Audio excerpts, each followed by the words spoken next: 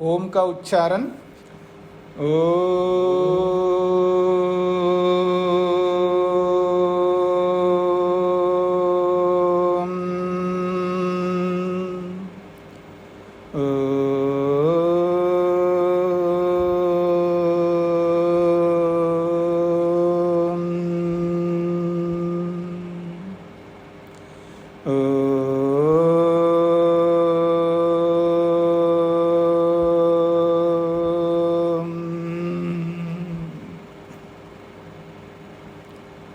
कक्षा संख्या 107 न्याय दर्शन के दूसरे अध्याय के प्रथम आहनिक के 19वें सूत्र को लेकर के विचार चल रहा है। कल के प्रसंग में हमने ये समझने का प्रयत्न किया था कि प्रश्नकर्ता ने कहा था कि प्रत्यक्ष से प्रत्यक्ष का अनुभव नहीं कर सकते, अर्थात उसी से उसी का अनुभव आप नहीं कर सकते, यानी उसी से उसी को प्रमाण आप नहीं बता सकते। तो उसका समाधान किया था। हमने कभी ये नहीं बोला है कि उसी से उसी का ज्ञान होता है। हमने ये कहा है चारों प्रमाण मिल करके एक दूसरे के ज्ञान कराते हैं। फिर एक बात आई है, ज्ञाता और मन ये दोनों ही दो अनुभूतियों को कराने वाले होते हैं। ज्ञाता जो है अर्थात आत्मा जब प्रमाता रहेगा उसी समय वो प्रमेय भी रहेगा, और जब मन प्रमाण रहेगा तो उसी समय वो प्रमेय भी रहेगा। जब मन की अनुभूति करनी है हमको तो वो प्रमेय के साथ में प्रमाण भी होगा। मन की अनुभूति जब हम करेंगे तो मन प्रमेय रहेगा, यानी अनुभूति का विषय मन है तो प्रमेय है। अब उस अनुभूति के विषय मन को समझाने वाला यानी उसको दिखाने वाला भी मन है। मन का अनुभव मन से ही होगा। जीवात्मा को जब मन का अनुभव होगा मन के माध्यम से होगा। जब रूप का अनुभव होता है तो वो भी मन का माध्यम चाहिए, मन प्रमाण है। वहाँ पर रूप को देखने में भी मन प्रमाण है, गंध को देखने में भी मन प्रमाण है। तो बाकी रूप रस गंध स्पर्श शब्द ये सब प्रमेय हैं। इन सब प्रमेयों को अनुभव करने के लिए प्रमाण की आवश्यकता है, तो वो मन कारण है, वहाँ पर मन प्रमाण है। तो जब मन को ही देखना है, मेरी बातों को समझना है। मधु जी ने प्रश्न किया है वो भी समझाइए, तो मैं समझा रहा हूँ। जैसे रूप रस गंध स्पर्श शब्द ये सारे प्रमेय हैं। इन प्रमेयों को अनुभव करने के लिए प्रमाण चाहिए, तो मन प्रमाण है, मन के माध्यम से अनुभव करते हम लोग। लेकिन जब मन को ही अनुभव करना है, मन को ही अनुभव करना है तो मन प्रमेय भी होगा और प्रमाण भी होगा।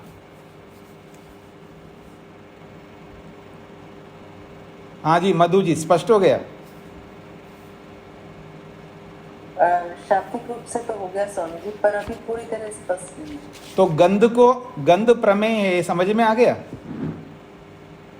और उस गंध को जनाने वाला मन है, ये समझ में आ गया? तो जब ये समझ में आएगा तो ये क्यों नहीं समझ में आएगा शाब्दिक रूप में? क्यों? ये भी व्यवहारिक तौर पर इसको भी समझना है।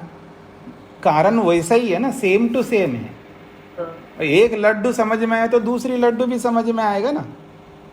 लेकिन मन समझाने वाला है दूसरे प्रमेयों को, लेकिन मन अपने आप को कैसे समझे? नहीं, समझने वाला आत्मा है ना, गंध को समझने वाला भी आत्मा है। ठीक है ना। अब उस गंध को समझाने के लिए मेरे को सहारा लेना पड़ रहा है मन का। तो जिसको हम साधन बनाते हैं वो प्रमाण बन जाता है। तो गंध को मेरे को अनुभव करना कि ये बहुत अच्छी सुगंध आ रही है, गंध को अनुभव करना है तो मन का सहारा ले रहा हूँ मैं। अनुभव करने वाला कौन है? मैं, आत्मा, प्रमाता। ठीक है ना। तो गंध प्रमेय बन गया और साधन प्रमाण मन बन गया। अब मेरे को मन को ही अनुभव करना है, तो अनुभव करने वाले कौन? जीवात्मा, प्रमाता है, और मन जो है प्रमेय है। अब उस प्रमेय मन को अनुभव करने के लिए साधन चाहिए, तो मन साधन है। क्योंकि मन के माध्यम से अनुभव कर सकते हैं ना हम लोग। हाँ तो मन साधन भी बन रहा है और प्रमेय भी बन रहा है।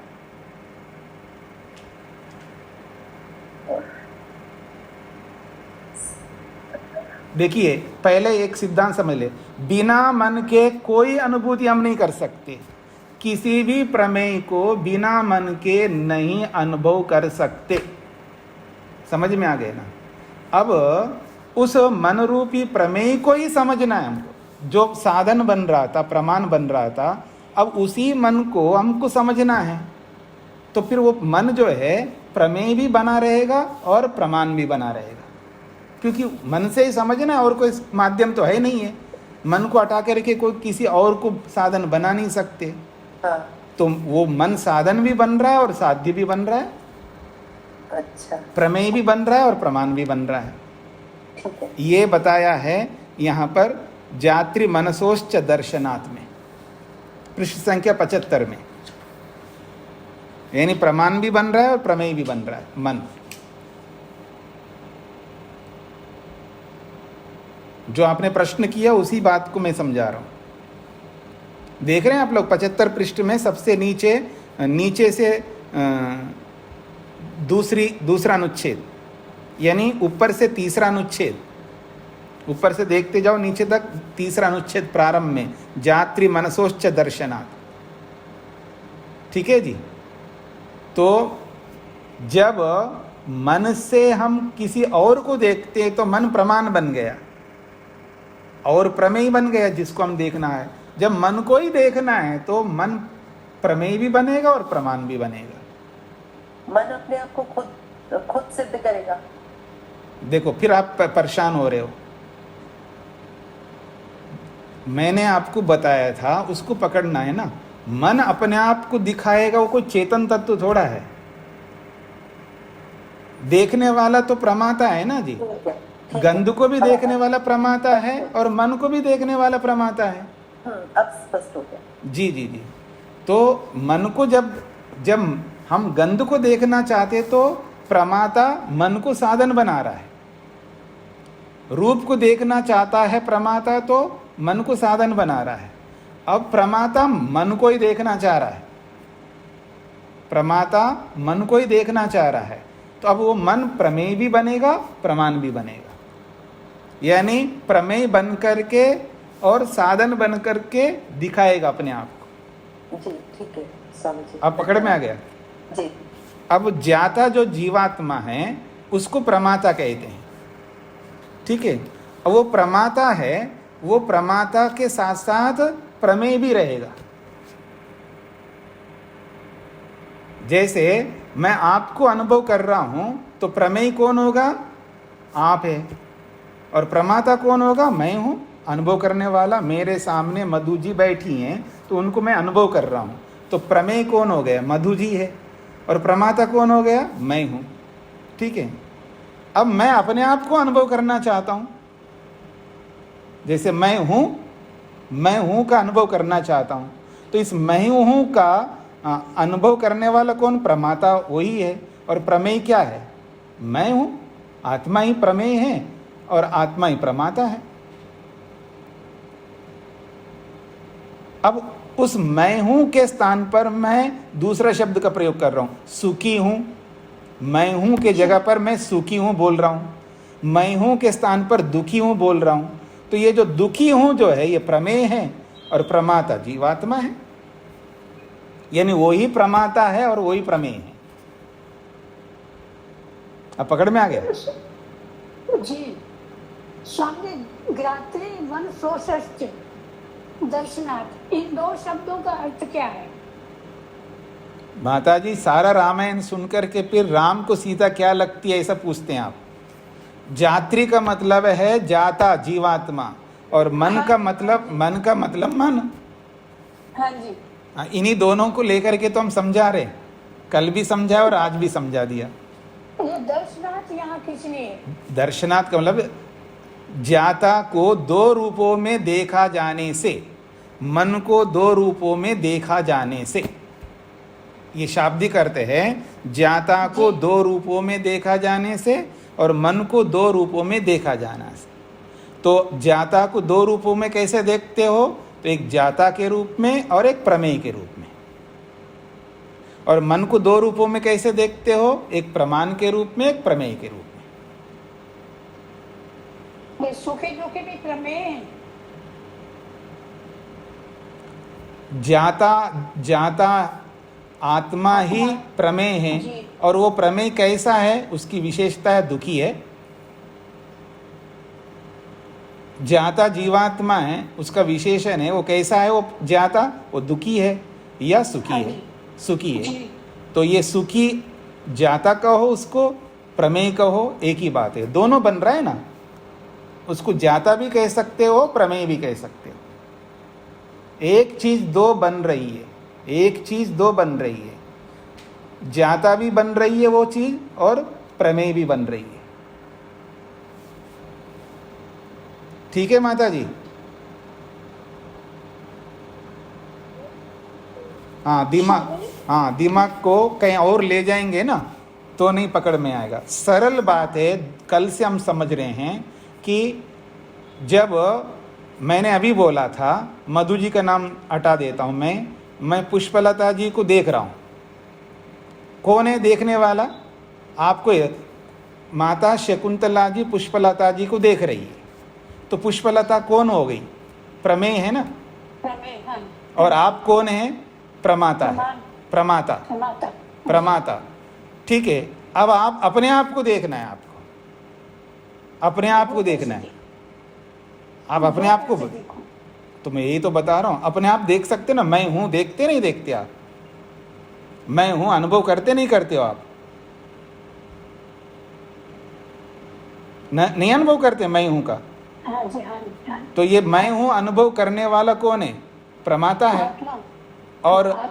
और प्रमेय कौन हुआ? वही है, अपन स्वयं को अनुभव कर रहा है। तो स्वयं प्रमेय भी है और अनुभव करने वाला भी है।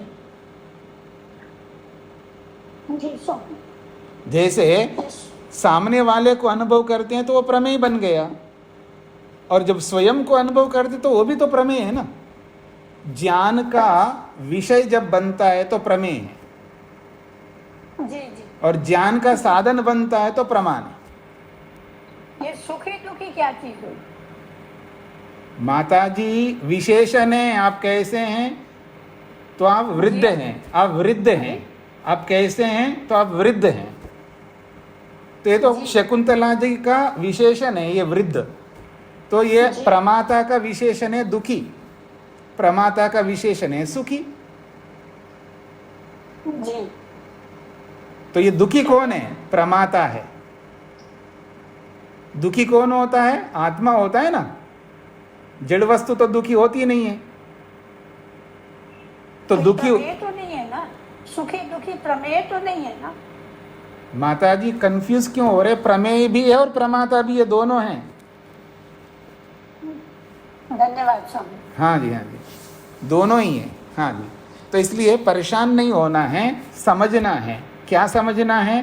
प्रमेय जब बोलेंगे तो क्यों प्रमेय बोल रहे हैं ये समझ लाना है आप सबको। अभी कुछ आप में से नहीं ला रहे, जैसे अभी माता शकुंतला जी वो बात को नहीं ला रही है, इसलिए उनको कंफ्यूज हो रही है।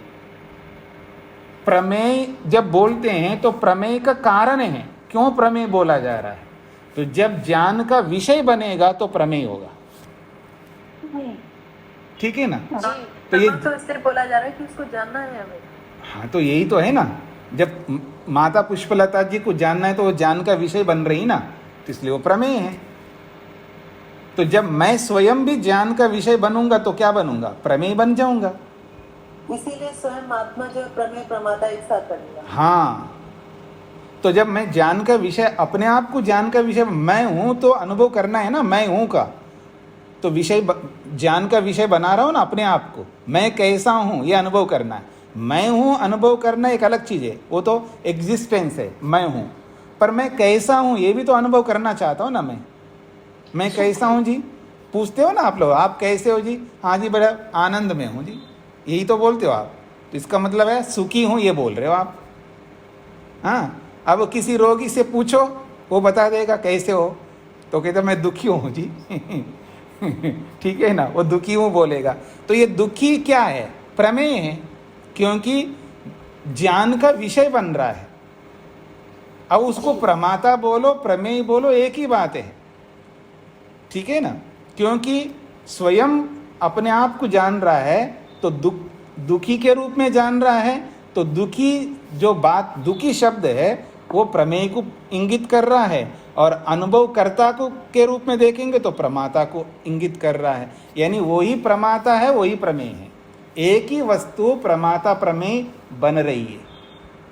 ये तो जीवात्मा का है। ऐसे मन के ऊपर जब लाएंगे तो मन जो है एक ही मन प्रमाण भी बन रहा है और प्रमेय भी बन रहा है। स्वामी जी, इसमें एक छोटी सी बात, तो एक ही समय में बन रहा है? हाँ, एक ही समय में तो बन रहा है। यहाँ पर ये तो दिखाना था, यहाँ पर एक ही समय में बन रहा है, लेकिन हमें अनुभूति बारी बारी से होगी। बन तो वो एक ही समय में रहा, यानी वो प्रमेय भी है और प्रमाता भी है, वो प्रमाण भी है और प्रमेय भी है, एक ही समय में दोनों हैं। लेकिन जब हम दोनों की अनुभूति बारी बारी से करेंगे, ये बात सबको समझना है जी, ये बात सबको समझना है कि एक ही समय वो प्रमाता भी और प्रमेय भी है, लेकिन जब उन दोनों की अनुभूति हम करेंगे तो हम बारी बारी से अनुभव करेंगे, और मोटे तौर पर एक साथ अनुभव कर रहे हैं ऐसा लगेगा, लेकिन बारी बारी से अनुभव होगा। मैं प्रमाता हूँ मन के कारण।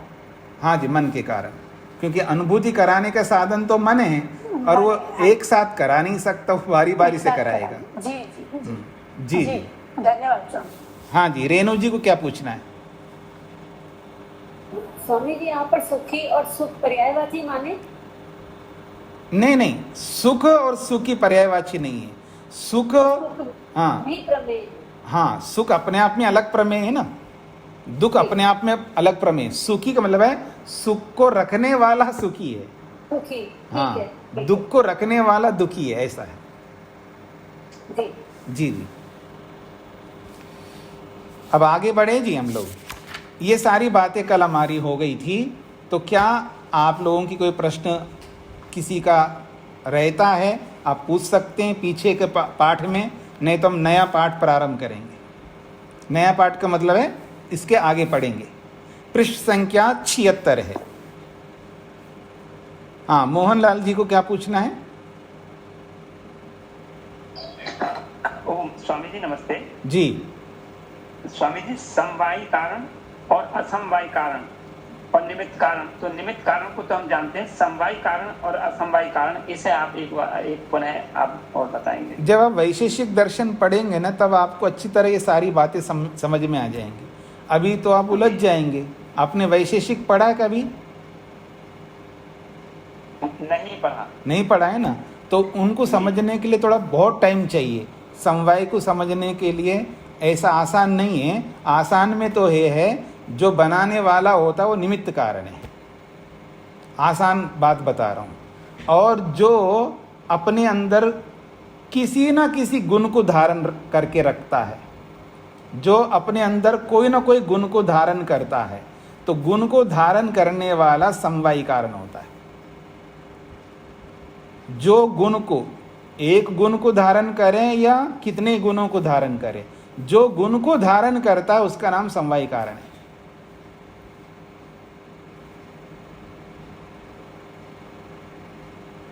और असमवायी, हाँ जी, समवायी कारण जो है हमेशा द्रव्य होता है। ऐसे बहुत सारे नियम लागू होंगे वहां पर। समवायी कारण हमेशा द्रव्य होता है, और जो असमवायी कारण होता है वो उसको कहते हैं, जो गुण होता है या जो कर्म होता है वो असमवायी कारण बनते हैं। गुण और कर्म असमवायी कारण बनते हैं।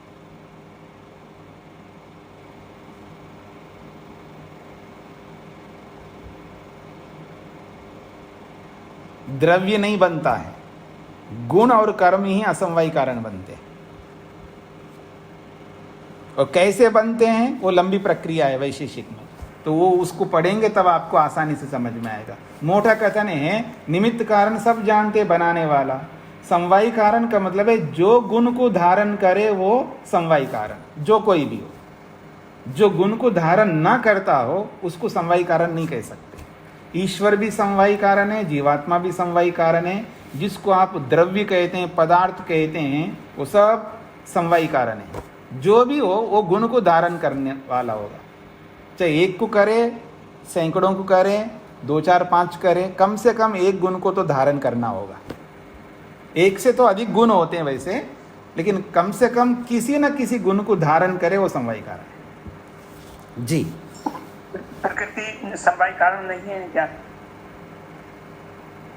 अब मैंने बोला था ना, ये लंबा विषय है। मैं उत्तर देता रहूंगा, फिर आप पूछते रहेंगे।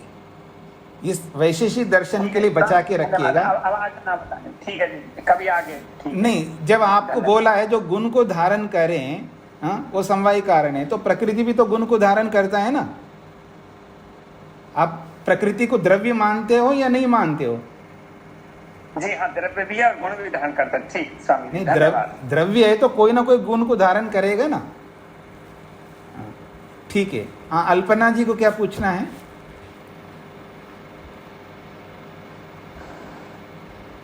चलो जी, इसमें जो यहाँ पे निमित्त भेद अत्र इति चेत, ये प्रश्नकर्ता के प्रश्न तो समझ में आया, लेकिन समानम जो उत्तर दिया वो अभी समझ में। हाँ, तो इसमें हमको पूर्वापर को जोड़ना होगा। निमित्त भेदो अत्र, ये निमित्त भेद किसको कह रहा है? जो हमने समाधान किया है ना, उस पर कह रहा है। हमने जो समाधान, यानी सिद्धांती ने जो समाधान किया है, उसने कहा कि उसका प्रश्न क्या था? उसी से उसी का ज्ञान नहीं हो सकता, यानी प्रत्यक्षादि प्रमाणों से प्रत्यक्षादि प्रमाणों का ज्ञान नहीं हो सकता, उसका कथन था। ठीक है ना। उसको और संक्षेप किया था उसने, जब उसका हमने समाधान किया, होता है लोक में ये व्यवहार होता है, तो उसको और संक्षेप करके उसने कहा है तेनैव तस्य अग्रहणम, तेनैव तस्य अग्रहणम, अर्थात प्रत्यक्ष से ही प्रत्यक्ष का ग्रहण नहीं होता, या मैं ये बोलूं आंख से ही आंख का ग्रहण नहीं होता, या मैं ये बोलूं उदाहरणों के आधार पर प्रकाश का ग्रहण प्रकाश से, यानी प्रकाश वो प्रकाश है, उसी प्रकाश से उसी प्रकाश का ग्रहण नहीं हो सकता, ऐसा उसका प्रश्न है। तो हमने उत्तर दिया, हमने ऐसा बोला ही नहीं है उसी से उसका ग्रहण होता है। हमने बोला है चारों से चारों का ग्रहण होता है, ये बोला है। अब इसका अर्थ आपको लगाना है, आपको लगाना है। कैसे लगाएंगे? एक को दूसरे से ग्रहण कराएंगे, दूसरे को तीसरे से ग्रहण कराएंगे, तीसरे को चौथे से ग्रहण कराएंगे, हाँ, तीनों को एक से ग्रहण कराएंगे, एक से तीनों का ग्रहण करा देंगे। ऐसा आपको अर्थ लगाना चाहिए। और हमारे अभिप्राय को न समझ करके आपने क्या समझा है कि उसी से उसी का ग्रहण होता है, ऐसा ये बोल रहा है, मान करके आपने खंडन किया। तो हमने कहा हमने तो ऐसा कहा नहीं था। तो जब ये उत्तर दिया है, तो एक प्रत्यक्ष में एक चीज नहीं होती है, 3 चीजें होती हैं। ज्ञान वो भी प्रत्यक्ष है, सन्निकर्ष वो भी प्रत्यक्ष है, प्रकाश वो भी प्रत्यक्ष है, आंख वो भी प्रत्यक्ष है। तो ये 3 4 है ना, तो किसी से किसी का ग्रहण हो जाएगा। यानी प्रकाश को जब कारण बनाएंगे, प्रमाण बनाएंगे, तो वहाँ पर चक्षु प्रमेय बन जाएगा, या ज्ञान प्रमेय बन जाएगा, ये प्रमिति बना दो उसको। अथवा जब प्रकाश को ही देखना है तो आंख से देख लेना प्रकाश को, तो आंख प्रमाण बन जाएगा और प्रकाश प्रमेय बन जाएगा। ये हमने कहा। तो उसने उत्तर, इसमें तो कारण अट गए आपके। कारण अट गए का मतलब है प्रमाण कभी प्रमेय बन रहा है, प्रमाण हमेशा प्रमाण नहीं रह रहे हैं। तो आपने प्रमाणों को प्रमेय बना करके देख रहे हो, ठीक है ना। तो जब ऐसा कहा निमित्त भेद इति चेत का मतलब है आपने सारे प्रमाणों को प्रमाणों के रूप में रखा नहीं आपने, हाँ, प्रमाण को समझने के लिए उसको प्रमेय बना करके दूसरे प्रमाण से समझ रहे हो, यानी उन्हीं में से एक को प्रमेय बना रहे हो, फिर दूसरे प्रमाण से उसको देख रहे हो, तो निमित्त बदल गया आपका। तो हमने तो समानम ये बात उसमें भी लगा लेना। जब हमने बोला है प्रमाणों से ही प्रमाणों को हम जानते हैं, तो वहां पर ये वाली बात लगा लो ना जो हमने कहा यहाँ। जो आप बोल रहे हो निमित्त भेद, ये निमित्त भेद को जो हमने उत्तर दिया था उस उत्तर में लगा लेना। प्रमाणों से ही प्रमाणों का ज्ञान होता है, ऐसा जो हमने उत्तर दिया है उस उत्तर में इस निमित्त भेद को लगा लेना। तो समानम, इस बात को उसके साथ जोड़ लो, तो फिर आपका आक्षेप नहीं बन सकता, ये कहना चाहता है। स्पष्ट हो गया जी? हाँ जी स्वामी जी। स्वामी जी, इसका जो आगे एक्सप्लेनेशन है वो समानम एतत् प्रत्यक्षादि प्रत्यक्षादिनां ग्रहणम, ये इसी का ही एक्सप्लेनेशन है ना, समानम का? हाँ जी। न निमित्तांतरेण विना ज्ञाता आत्मानं जानीते। ये प्रश्नकर्ता कहे न च निमित्तांतरेण विना मनसो मनोगृह्यते इति। तो ये प्रश्नकर्ता आक्षेप है। तो उसके बाद समानमेतत् जो बोला है ये समाधानकर्ता का है। तो यही बात प्रत्यक्षादि प्रमाणों में भी लगा लो, अर्थात प्रत्यक्षादि प्रमाणों का प्रत्यक्षादि प्रमाणों से ही ज्ञान होता है। वो कैसे होता है? जिस निमित्त से आपने इसको समझने का प्रयत्न किया है उसी निमित्त से इनको भी समझ लो। अर्थात प्रत्यक्ष को यानी प्रकाश को प्रमाण बनाया है तो आंख को प्रमेय बनाया हमने, और आंख को प्रमाण बनाया है तो प्रकाश को प्रमेय बना दिया। इस तरह हम समझेंगे। तो इसका मतलब है उन्हीं से उन्हीं का ज्ञान हो रहा है, प्रमाणों से ही प्रमाणों का ज्ञान हो रहा है। तो लेकिन उसमें जब एक दूसरे को जानने का प्रोसेसिंग चलेगा तो फिर वो जैसे ही वो विषय का विषय बनेगा तो प्रमेय बन जाएगा, वो प्रमाण ही प्रमेय बन जाएगा। किसी समय वो प्रमेय बना रहेगा, किसी समय वो प्रमाण बन जाएगा, ऐसा।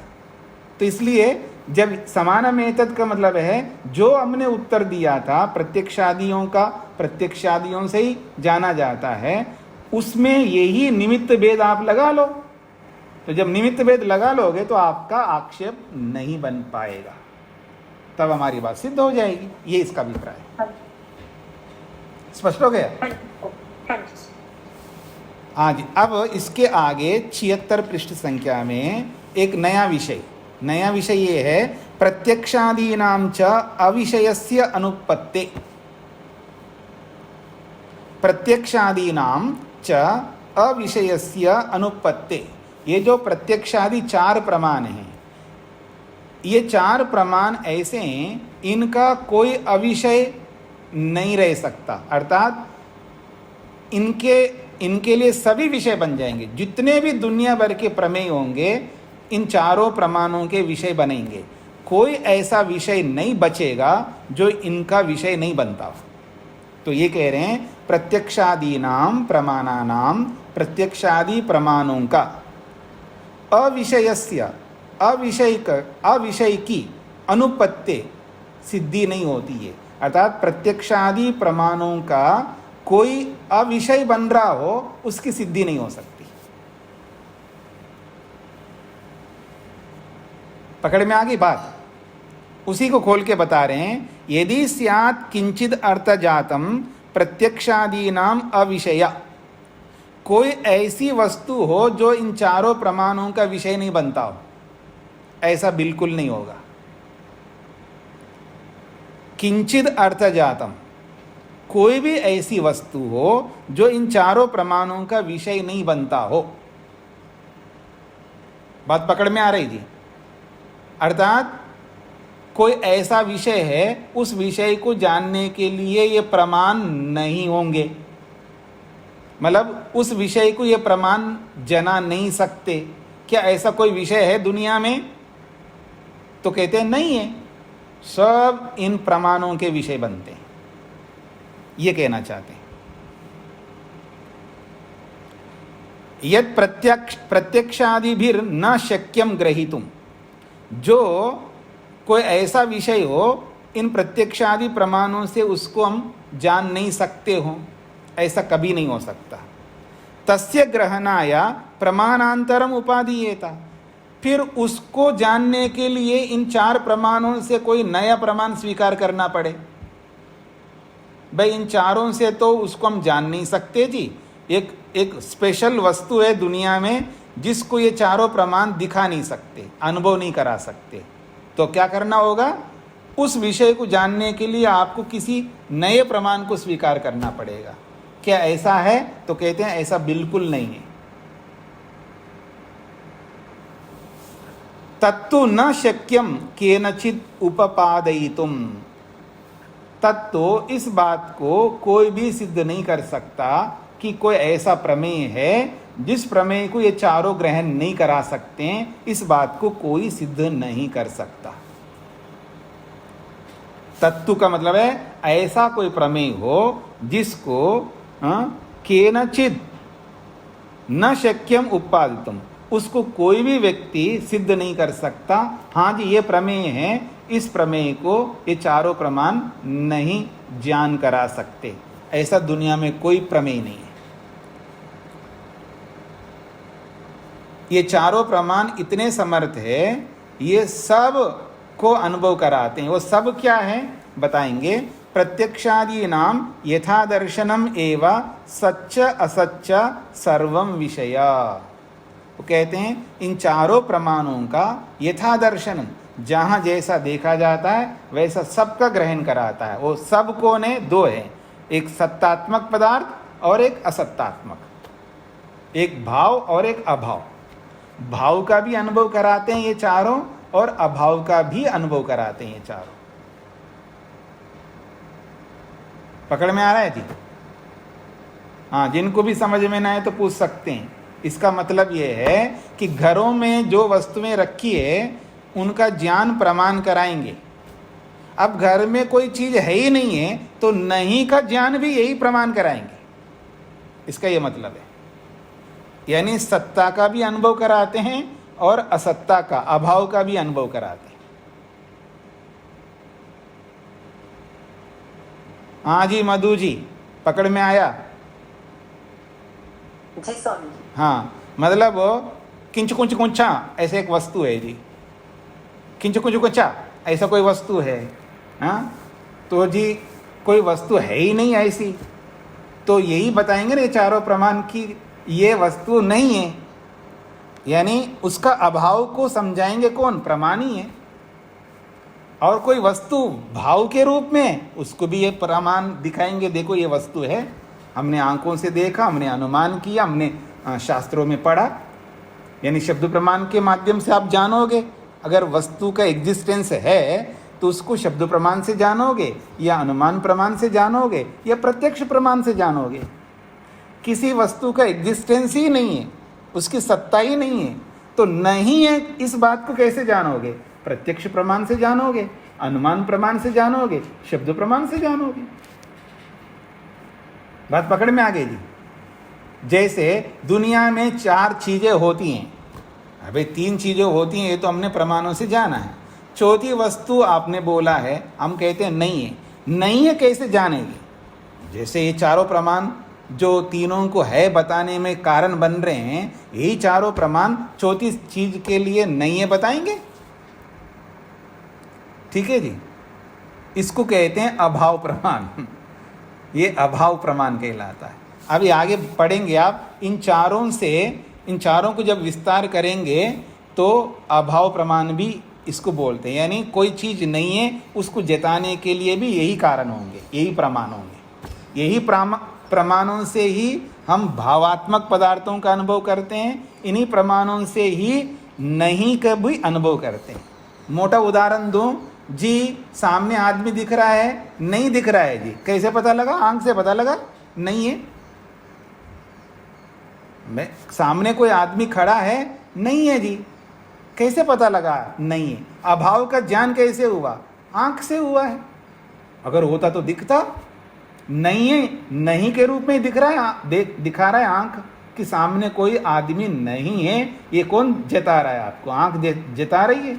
तो आंख से ही विद्यमान को देख सकते हैं और आंख से ही अभाव को देख सकते हैं। तो यही चारों प्रमाण जितनी भी दुनिया में सत्तात्मक चीजें हैं उनको वो कह रहे हैं सत, सच।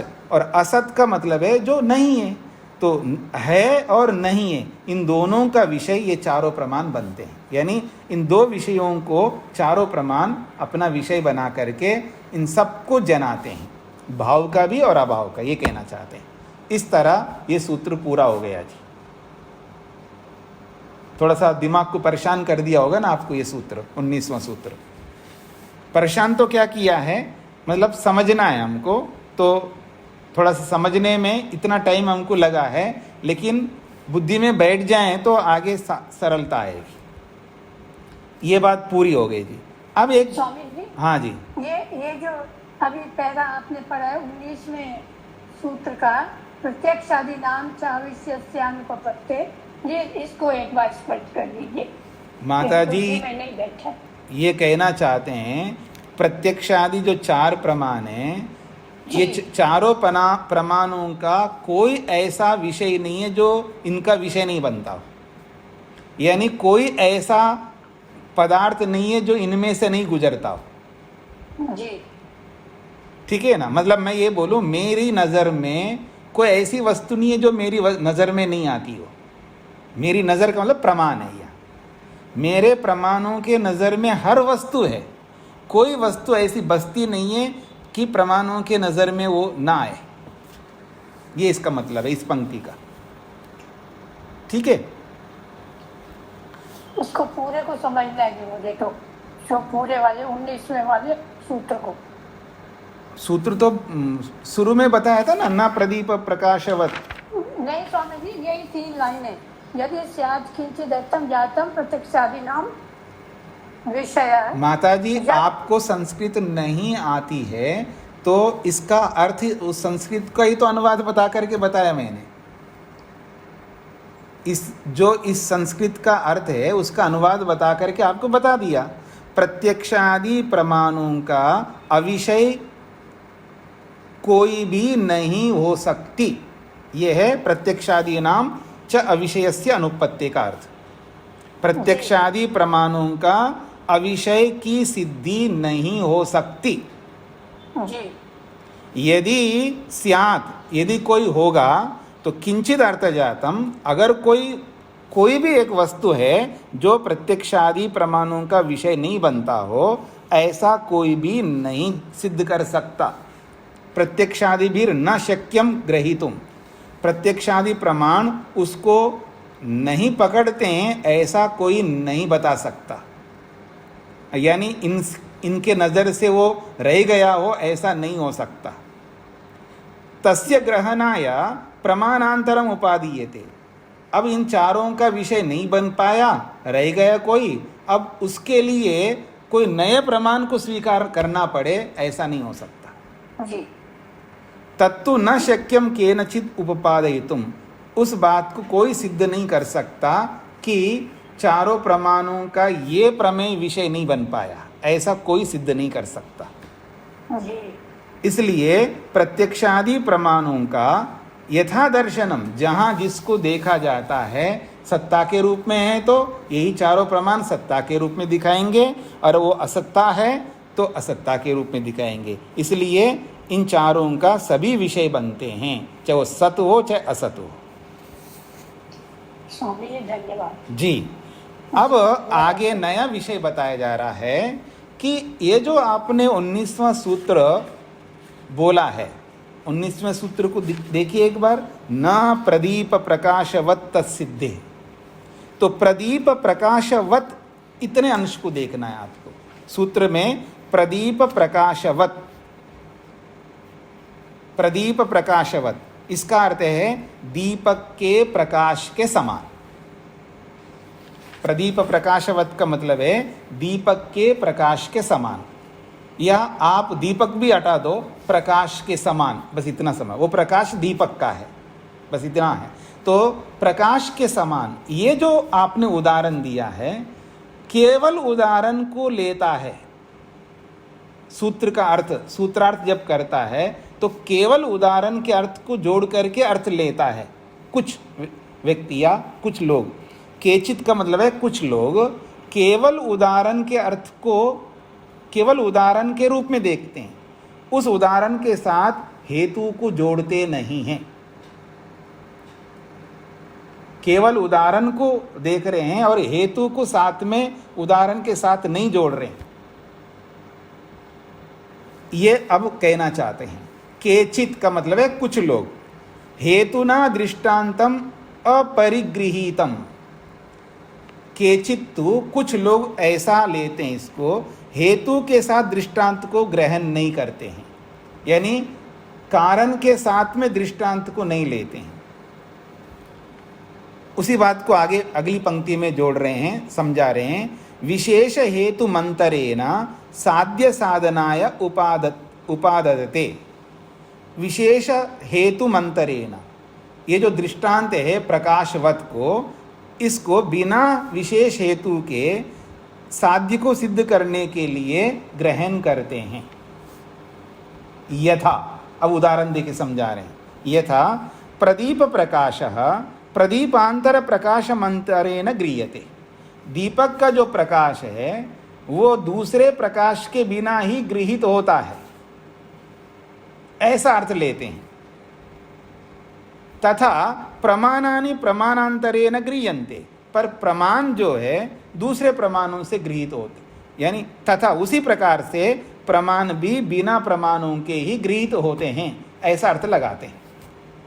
प्रदीप प्रकाशवत इस दृष्टांत को बिना हेतु के ही स्वीकार करते हैं। तो बिना हेतु के स्वीकार करते हैं का मतलब क्या है?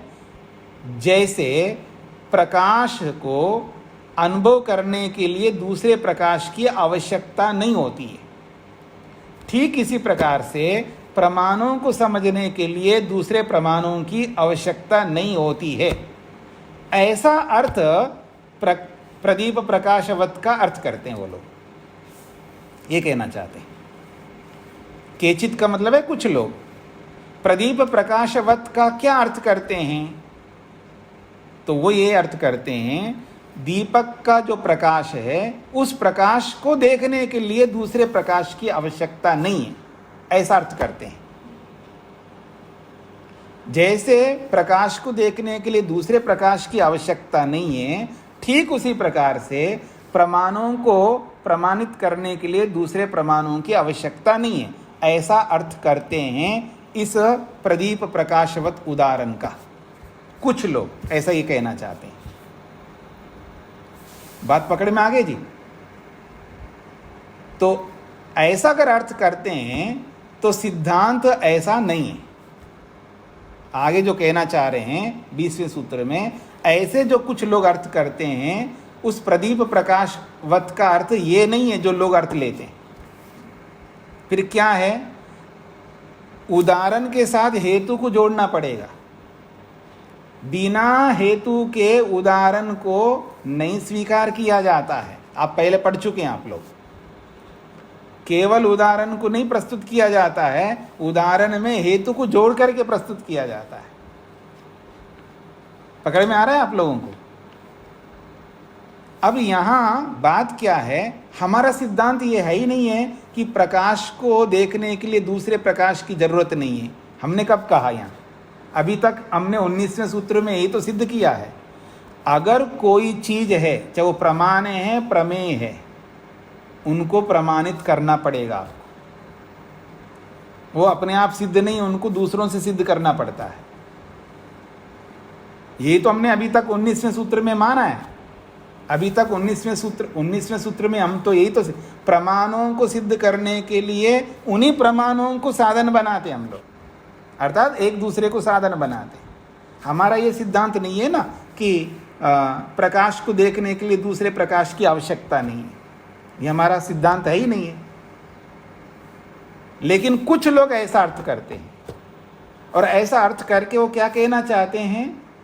वो ये कहना चाहते हैं जैसे प्रकाश को देखने के लिए दूसरे प्रकाश की आवश्यकता नहीं है, ठीक इसी प्रकार से प्रमाण को सिद्ध करने के लिए दूसरे प्रमाण की आवश्यकता नहीं है, ऐसा अर्थ लेते हैं। ऐसा अर्थ सिद्धांत में हम नहीं ले सकते। जो लोग ले रहे हैं ऐसा अर्थ, ये कहना चाहते हैं यहाँ पर। अगर फिर भी वो ऐसा अर्थ लेंगे तो क्या आपत्ति आएगी, वो अगले सूत्र में उसका समाधान करेंगे। हाँ जी, अब पहले इस आपत्ति को क्लियर कर लो आप लोग, ताकि समाधान समझ में आएगा। नहीं तो मैं समाधान कर दूंगा, उसके बाद फिर वहाँ पर आ जाएंगे आप लोग। अगली बात बताता हूँ तो पहली बात पूछने लगते हैं आप, तो इसलिए मेरे को बोलना पड़ रहा है, जबकि आपको बोलना चाहिए। इसलिए मैं बोलता हूँ, मेरे को पता है जब मैं आगे चलूँगा तो फिर पहली बात पर अटकेंगे आप लोग। इसलिए मैं आपसे पूछ रहा हूँ, ये बात समझ में आ गई? कुछ लोग क्या मानते हैं, ये बात समझ में आ गई? हाँ, आ गई तो उसका समाधान देख लीजिएगा। तो ये सिद्धांत पक्ष तो है नहीं है जो लोग ऐसा मानते हैं, लेकिन वो लोग ऐसा मानते हैं तो उसमें आपत्ति क्या आ सकती है, सिद्धांत वाले बताएंगे। हम बताएंगे ना, आप जो मान्यता को स्वीकार कर रहे हो उस मान्यता में दोष है, ये तो हमें बताना पड़ेगा। अब वो दोष बताएंगे यहाँ पर 20वें सूत्र में। सच अयम, वह ये जो सिद्धांत है आपका, आपके सिद्धांत के अनुसार अगर हम चलेंगे तो दोष आएगा। क्या दोष आएगा? अब सूत्र के माध्यम से बताया जा रहा है। क्वचित निवृत्ति दर्शनात् अनिवृत्ति दर्शनात् च क्वचित अनेकांतः। तो ये तो अनेकांत नामक हेत्वाभास में जाएगा। जिस तरह आप मान रहे हो उस तरह मानने से आपकी मान्यता अनेकांत व्यभिचारी दोष को प्राप्त हो रहा है, अनेकांत हेत्वाभास को प्राप्त हो रहा है। ये समाधान किया है। अब प्रश्न, कुछ लोग क्या मान रहे हैं ये समझ में आ जाएगा तो उत्तर भी समझ में आ जाएगा सूत्र के रूप में। फिर भी नहीं समझ में आएगा तो उसके लिए भाष्य है, अब भाष्य पढ़ दूंगा मैं। ठीक है जी। अब इसको यथाच अयम प्रसंगा, ये जो प्रसंग है, क्या है प्रसंग? प्रकाश को सामने रखिएगा। प्रकाश को समझने के लिए दूसरे प्रकाश की आवश्यकता नहीं है, ऐसा वो कहना चाहता है। और ऐसा कह करके प्रमाण को समझने के लिए दूसरे प्रमाण की आवश्यकता नहीं है, ऐसा वो कहना चाहता है।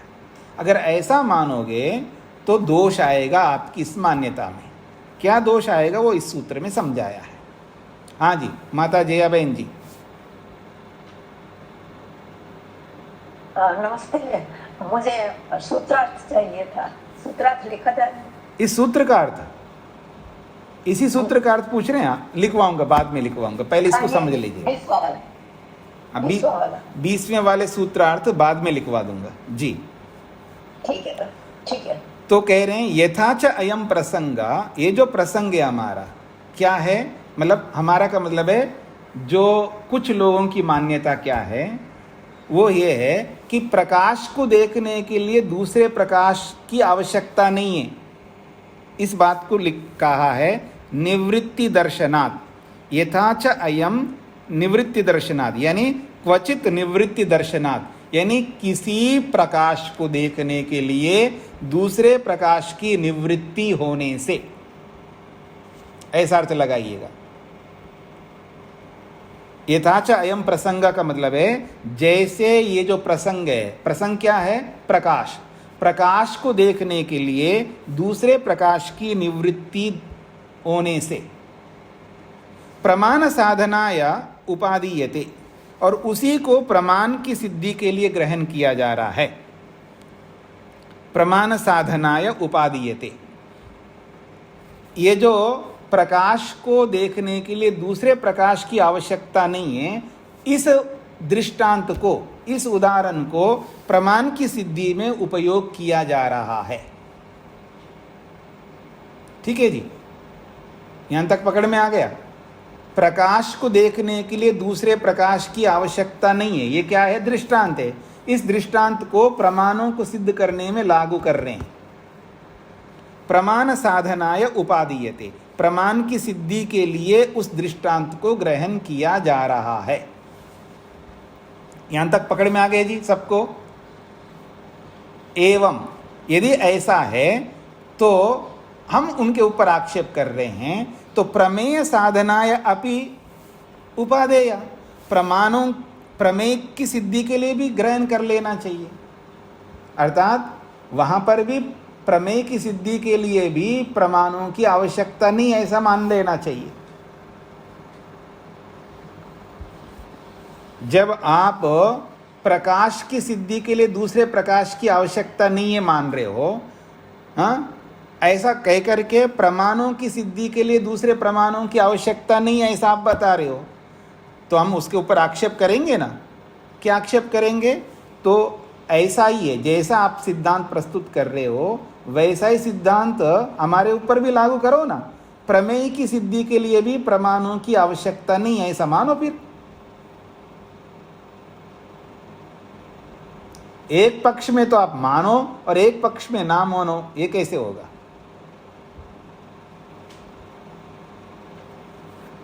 हाँ जी, अब आप लोगों को फिर वहीं अटकेंगे आप लोग, प्रमाण प्रमेय में अटकेंगे। प्रमाण की परिभाषा, प्रमेय की परिभाषा में अटके रहेंगे आप लोग।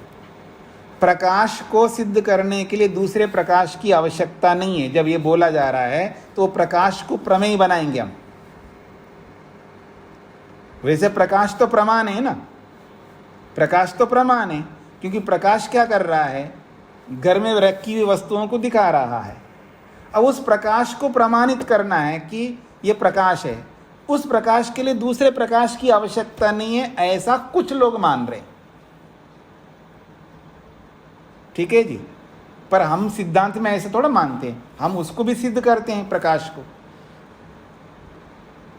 हम लोग क्या मानते हैं? हमने पहले 19वें सूत्र में तो यही तो सिद्ध करके लाए ना हम लोग।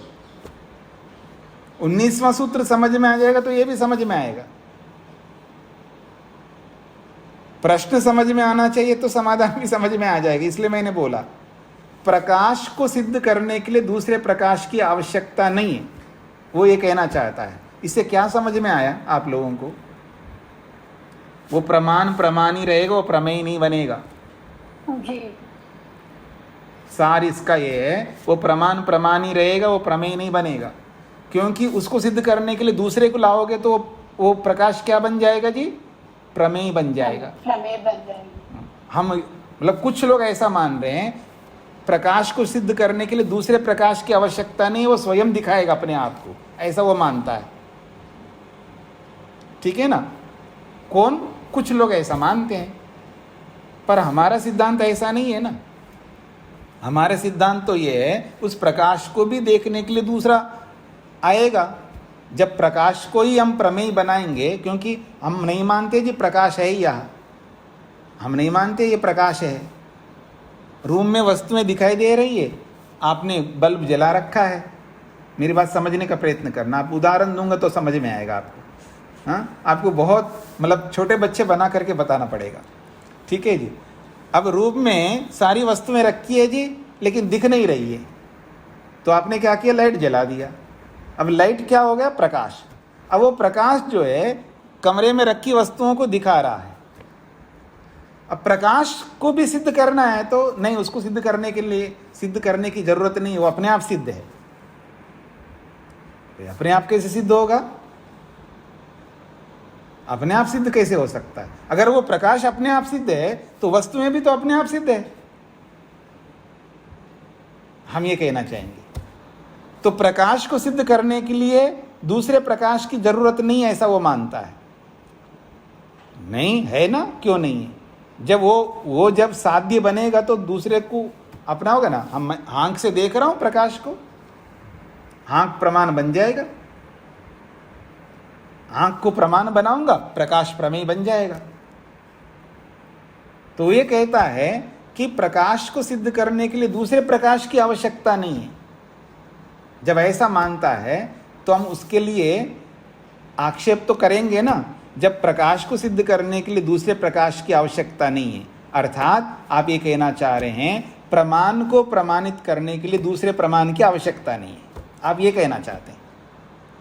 ठीक है ना? जब आप ये कहना चाहते हैं तो हम ये भी तो कहेंगे ना, तो प्रमेय को सिद्ध करने के लिए प्रमाणों की भी आवश्यकता नहीं है। मेरी बात पकड़ रहे हैं आप लोग?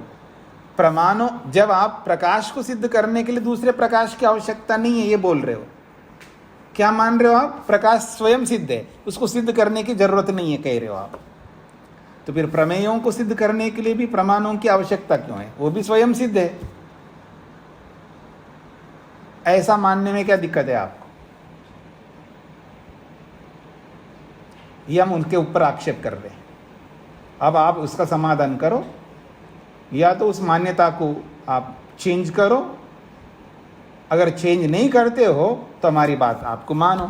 यानी आप अपनी बात मनवाना चाहते हो, दूसरे की बात को मनवाना नहीं चाहते हो, तो ये आपका तो व्यभिचार दोष है। अनेकांतिक है आपका।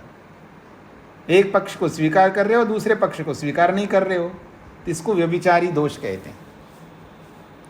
ये सिद्धांत है। इसलिए जो कुछ लोग जो मान्यता लेके चल रहे हैं प्रदीप प्रकाशवत का, केवल उदाहरण ले रहे हैं। उस उदाहरण को लेंगे तो ये समस्या आएगी। उदाहरण के साथ हेतु को भी लेना होगा। हेतु का मतलब है, अब वो उदाहरण और हेतु दोनों को जोड़ेंगे तो वहाँ साध्य साधन बनेंगे एक दूसरे के साथ। कभी वो साध्य बनेगा, कभी वो साधन बनेगा। जब साधन बनेगा तो प्रमाण बन जाएगा, और जब साध्य बन जाएगा तो प्रमेय बन जाएगा। फिर उसकी सिद्धि के लिए दूसरे प्रमाण हमको लाना पड़ता है। ये सिद्धांत है वास्तव में। पकड़ में आया जी? अब तो यही बात कहना चाह रहे हैं कि जैसा ये जो प्रसंग है, इस प्रसंग में क्या है, प्रकाश को सिद्ध करने के लिए दूसरे प्रकाश की निवृत्ति देखा जाने से, ऐसा बोल करके, ऐसा उदाहरण दे करके इस दृष्टांत को प्रमाण साधना या प्रमाण को सिद्ध करने के लिए उस दृष्टांत को उपादीयते ग्रहण किया जाता है। किसके द्वारा? कुछ लोगों के द्वारा। एवं यदि ऐसा है, उन लोगों के द्वारा ये मान्यता है, तो हमारा आक्षेप है प्रमेय साधना या अपि उपादेय, फिर प्रमेयों की सिद्धि के लिए भी स्वीकार कर लेना चाहिए ऐसी बात। तो प्रमेयों की सिद्धि के लिए भी दूसरे प्रमाणों की आवश्यकता नहीं है, ऐसा मान लेना चाहिए। क्यों? अविशेष हेतुत्वाद, क्योंकि आपके पास कोई विशेष हेतु नहीं है। आपके पास कोई हेतु नहीं है ना कि प्रकाश को प्रमाणित करने के लिए दूसरे प्रकाश की आवश्यकता नहीं है, ये बोला है। कोई हेतु दिया आपने उसके लिए? बोलो, कोई हेतु तो दिया नहीं है। जब बिना हेतु के अपनी बात को सिद्ध कर रहे हो, तो हम प्रमेयों की सिद्धि भी बिना प्रमाणों के होती है। क्यों होती है? तो हम क्यों देंगे जी हो हेतु? बिना हेतु के आप अपनी बात को सिद्ध कर रहे हो, तो भी हम प्रमेयों को भी बिना हेतु के सिद्ध करेंगे। अब पकड़ में आ गया हम लोगों को? यही मूल बातें है, यही मूल बात है। तो इसलिए जब उदाहरण हम देंगे तो हेतु के साथ देना पड़ेगा। अगर हेतु के साथ नहीं दोगे तो आप जितना भी बढ़िया उदाहरण दे दो तो आप फंसेंगे, अर्थात आपकी बात अस्वीकृत हो जाएगी, आप गड़बड़ करेंगे। तो हेतु के साथ, क्योंकि आपने कहा प्रकाश को सिद्ध करने के लिए दूसरे प्रकाश की आवश्यकता नहीं है, केवल आप कथन कर रहे हो ना, कोई हेतु थोड़ा दिया आपने। क्यों नहीं है जी? क्यों नहीं है जी दूसरे प्रकाश को? प्रकाश को सिद्ध करने के लिए दूसरे प्रकाश की आवश्यकता क्यों नहीं है? कोई कारण बताया आपने? बिना कारण के आप सिद्ध कर रहे हो ना। तो जब ऐसा है तो हम भी तो कहेंगे ना, प्रमेयों की सिद्धि के लिए दूसरे प्रमाणों की आवश्यकता नहीं है। हम भी कोई हेतु नहीं देंगे। क्यों नहीं है? क्योंकि जैसा आपने नहीं दिया। ये दोनों में समानता है। अविशेषात का मतलब है अविशेष हेतुत्वाद, दोनों पक्षों में कोई विशेष हेतु नहीं है। तो जब आप अपनी बात को सिद्ध मानते हो तो हम अपनी बात को भी सिद्ध मानेंगे। तो इससे क्या होगा? इससे बहुत बड़ा दोष हो जाएगा दोनों पक्षों में। मतलब इससे हम प्रमाणों को नकार रहे हैं। जिन प्रमाणों को हम लेकर के प्रमेयों को सिद्ध करने के लिए निकले और ऐसी बात कह करके हम अपने ही हाथों से अपने पांव पर कुल्हाड़ा मार रहे हैं। इसलिए कभी भी कोई ऐसा सिद्धांत स्थापित नहीं करना है जिससे अपने पांव पर कुल्हाड़ा मारे। इसलिए जब कोई बात कहे तो प्रमाण सहित कहे, बिना प्रमाण के ना कहे। और बिना प्रमाण के आप कहोगे तो सामने वाला तैयार बैठेगा, वो भी तो कहेगा जी मैं भी ठीक हूँ। आपने कहा आपने चोरी की है, मैं कह रहा हूँ नहीं की है। आपने चोरी की है बोला, लेकिन प्रमाण तो दिया नहीं आपने। तो मैंने चोरी नहीं किया, मैं क्यों दूंगा जी प्रमाण? आपको जी सिद्ध करो जी आपने चोरी नहीं किया। आपने सिद्ध किया था क्या मैंने चोरी किया है? आपने हेतु दिया क्या? प्रमाण दिया क्या? जब आप बिना प्रमाण के मेरे ऊपर आरोप लगा रहे हो तो फिर मैं भी तो उसको सही सिद्ध करूंगा ना, बिना प्रमाण के। तो ऐसे लोक में पति पत्नी के बीच में, भाई बहन के बीच में, गुरु शिष्य के बीच में, सास बहू के बीच में, जितने भी हमारे संबंध हैं, इन सब संबंधों में ऐसी बातें बहुत होती है बीच में।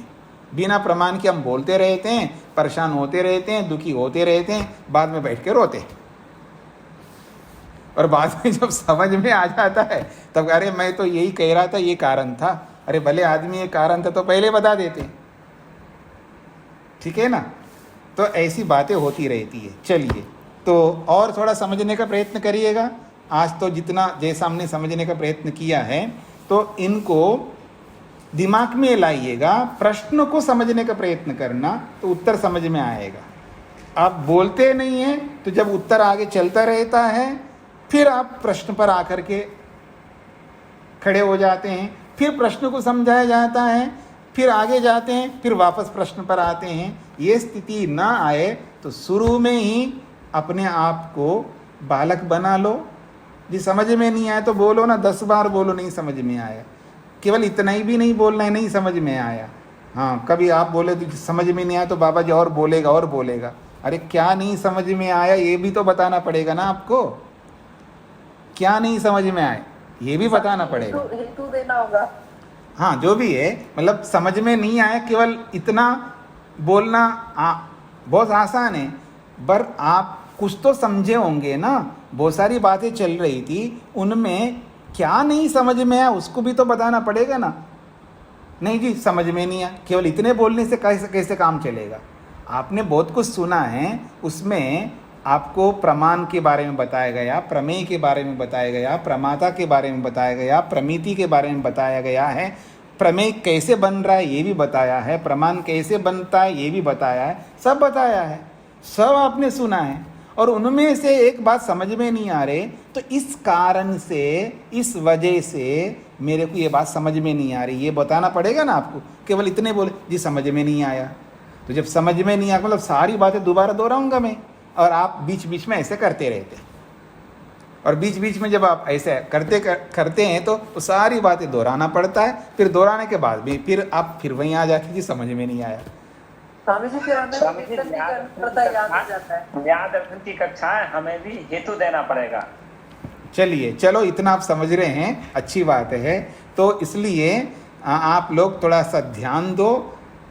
केवल आवृत्ति ना करने का परिणाम स्वरूप है, अथवा कम आवृत्ति करने का, या एक दूसरे से चर्चा करने का। आपने जो समझा वो ठीक समझा नहीं समझा, आप दूसरे से सर्टिफाई करना पड़ेगा ना, आपको प्रमाणित करना पड़ेगा ना। हाँ, तो ऐसे आप अपना एक दूसरे के साथ ग्रुप बनाइएगा। विद्यार्थी कहाँ चर्चा करें, चर्चा कहाँ करें, यही तो मुश्किल है। सुन लीजिएगा पहली बात को पूरी। विद्यार्थी तभी विद्या में गति कर सकता है जब चर्चा करता है। तो परस्पर चर्चा करना, आप लोग यहीं बैठ करके पूछते हो ना, हाँ जी क्या चल रहा है आपके यहाँ, आपका पोता कैसा है, ये क्यों बात करते हो यहाँ पर। आप यहाँ आकर के कोई एक दूसरे के परिवार, बाल बच्चे, कुछ नहीं बात करना है। यहाँ आकर के 10 मिनट पहले, 15 मिनट पहले आकर के जो आपने पढ़ा उसके बारे में बात करो। आप लोग वो बात नहीं करते हैं, अब दूसरी बातें करते रहते हैं। तो आप अलग से कांटेक्ट लो एक दूसरे का। जी हम लोग इस शास्त्र के इस पाठ को, आपने क्या समझा हमको समझा दो, हमने क्या समझा आप दूसरे को समझा दो। ऐसे करते विद्या बढ़ती है। तो आप समय ले लो, जो भी आपको अनुकूलता समय होगी, एक दूसरे से चर्चा करो। उस पाठ को आप एक दिन आप उनको पढ़ा दो, एक दिन वो आपको पढ़ा दें, और कोई गलती करे तो समझने वाला समझाएगा। ऐसा करके आएगा। आप तो पता नहीं कैसे तैयारी करते हैं, आप ही जाने, भगवान जाने। हम लोग जब पढ़ते रहे, हमने ये तैयारी कैसे किया है। सारे विद्यार्थी जितने भी हम पढ़ते थे, परस्पर पढ़ लिया, मतलब अध्यापक से पढ़ लिया, और परस्पर आपस में चर्चा कर रहे हैं। दिन भर इसी में रहे, यही पढ़ते रहें, इसी पर चर्चा करते रहें। इस पंक्ति का क्या मतलब है, आप क्या अर्थ समझ रहे हैं, मैं अर्थ क्या समझ रहा हूँ, मैं जो समझ रहा हूँ ये सही है या नहीं, आप बताओ आप क्या समझ रहे हो। दोनों एक जैसे समझ रहे हैं तो ठीक समझ रहे हैं, गलत समझ रहे हैं तो समझाएंगे, तब जा कर के विद्या बढ़ती है। अब ये काम को आपको करना पड़ेगा, आज नहीं तो कल कभी ना कभी करना पड़ेगा। इसलिए मैंने बीच में भी बोला था कि आप दूसरों को पढ़ाना शुरू कर दो। किसी को पकड़ लो, हाँ, और कोई नहीं मिले तो घर में काम करने वाले बाई को पकड़ लो, हाँ हाँ, मतलब किसी ना किसी को पकड़ना पड़ेगा जो रुचि रखने वाला है, तो तब आपको ये समझ में आएगा। दूसरे के साथ उसको सर्टिफाई करना पड़ता है ना, उसको प्रमाणित करना पड़ता है कि आपने जो सुना समझा वो सही किया है, सही समझा है नहीं। तो ये आपको परस्पर ग्रुप बनाने होंगे, उसके बिना, ग्रुप डिस्कशन के बिना विद्या आगे बढ़ती नहीं है। बाकी आप स्वयं ज्ञाता लोग हैं, हाँ, प्रमाता लोग हैं, तो आप स्वयं समझ लीजिएगा। ओम शांति शांति शांति।